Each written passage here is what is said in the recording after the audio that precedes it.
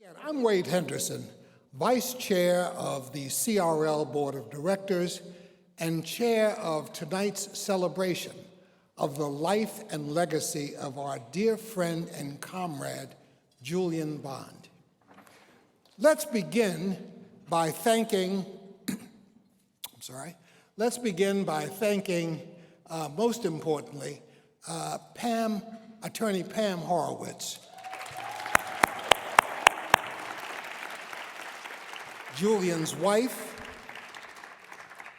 and the leader of this effort that has made tonight so absolutely fantastic. Let's also acknowledge Clayton Bond, Julian's cousin, who came tonight to celebrate this extraordinary event. Now, again, I'm Wade Henderson. I'm chair of the leadership. I'm sorry. Force of habit, guys. My apologies. I'm chair of tonight's event, and we honor several who are making a difference in the economic well-being of Americans. And lastly, we are especially proud to announce the launch of the Julian Bond Institute for Financial Equity Research.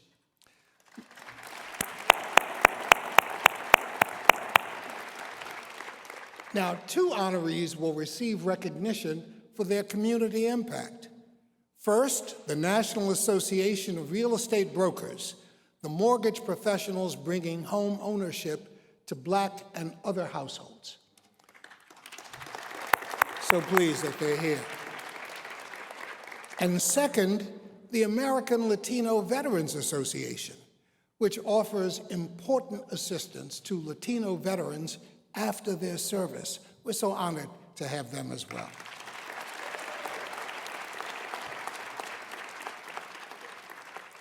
The third honoree is the incomparable Congresswoman Maxine Waters, ranking member of the House Financial Services Committee.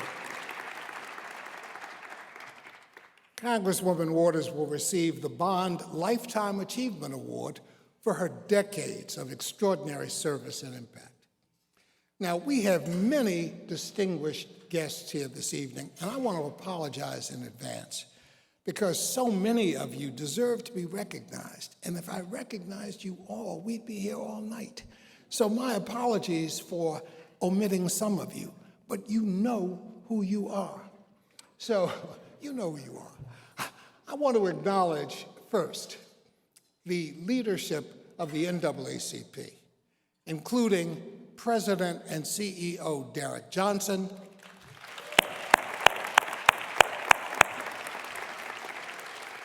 Board Chair Leon Russell, Board Chair Emerita Rosalind Brock, who served as Julian's vice chair when he was chair of the NAACP, and the current vice chair, Karen Boykin-Towns.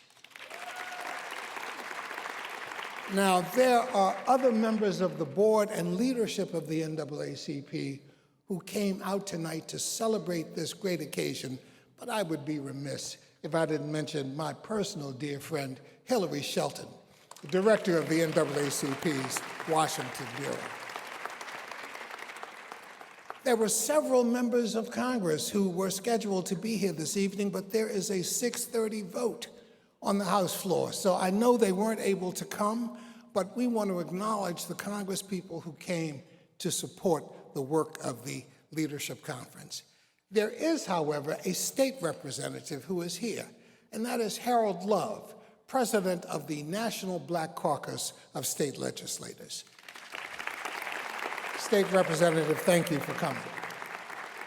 Now, there are other organization leaders who have also joined us. Lisa Rice of the National Fair Housing Alliance.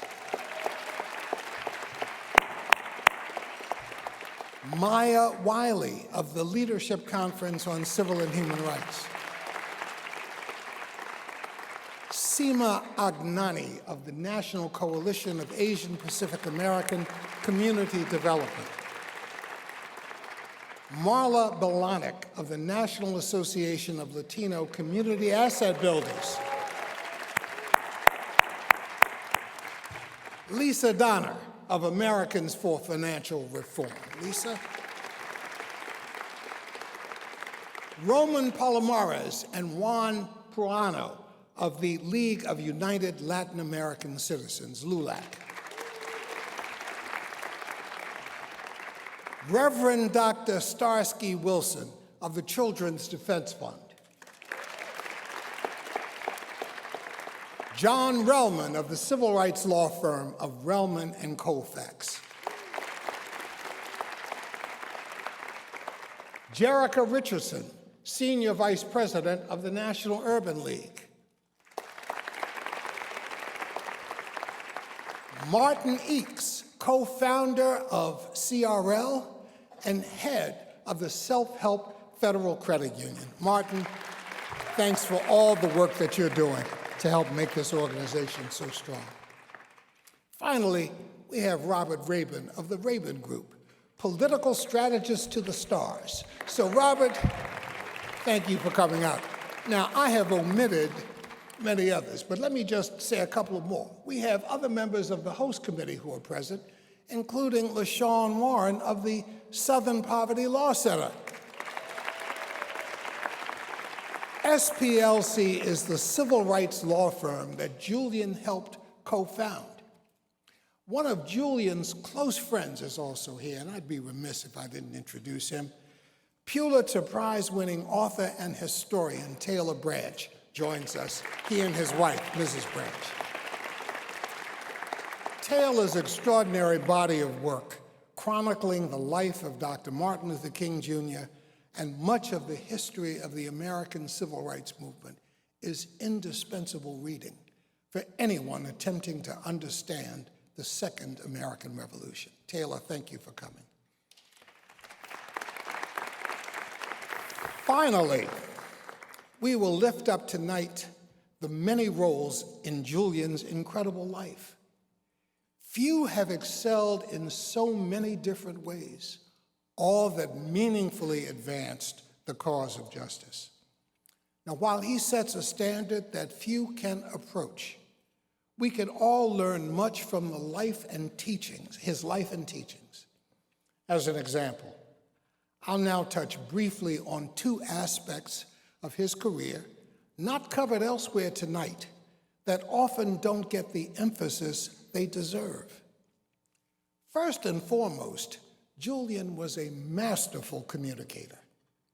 He used his powerful communication skills to shape the political landscape in significant ways. And as an agent of change, he was always true to his core principles. As Julian was a writer, a poet, a television commentator, and an academic, all while remaining a persistent opponent of the entrenched remnants of white supremacy.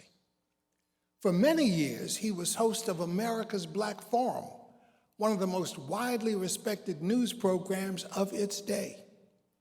He also published a nationally syndicated column, Viewpoint, known for its insightful take on equality in American life. And in 1987, Julian narrated the critically acclaimed, award-winning PBS series, Eyes on the Prize, which remains one of the most powerful documentaries of the American civil rights movement ever filmed. Julian was also a profoundly impactful teacher in the classroom and beyond. He taught as a professor at several colleges, culminating with his lifelong tenure at American University and the University of Virginia. There, he documented and shared with others the unvarnished history of the hard battles fought and deep sacrifices made to advance civil and human rights. Professor Bond uniquely taught from personal experience combined with academic rigor. He meticulously prepared his class lectures, which his wife Pam co-edited into the book At Your Tables. Students were literally transformed by Julian and his teaching, with scores of them dedicating their careers to fighting for civil and human rights after taking his classes. He had a similar impact on politicians and policymakers who joined his educational trips to the key sites of the civil rights struggle. Throughout all of his work, Julian connected with and personally nurtured a wide variety of people, with a special emphasis on the politically and economically marginalized. He believed in the transformative power of coalitions, as evidenced by his huge network of allies and friends, including those here tonight. And he believed in all he did in building an America as good as its ideals.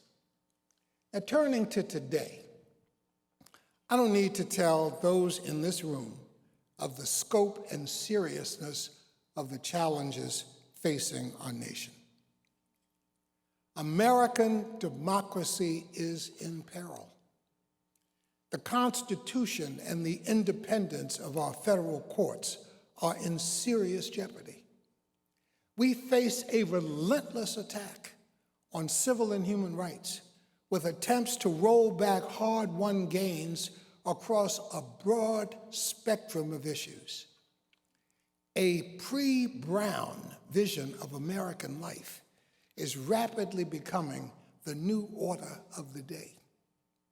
Julian and others in the civil rights movement faced challenges that were far more daunting. Physical threats and vicious attacks, actual death, political setbacks, and more. But in the face of these challenges, they persevered, and we must do the same. Now, I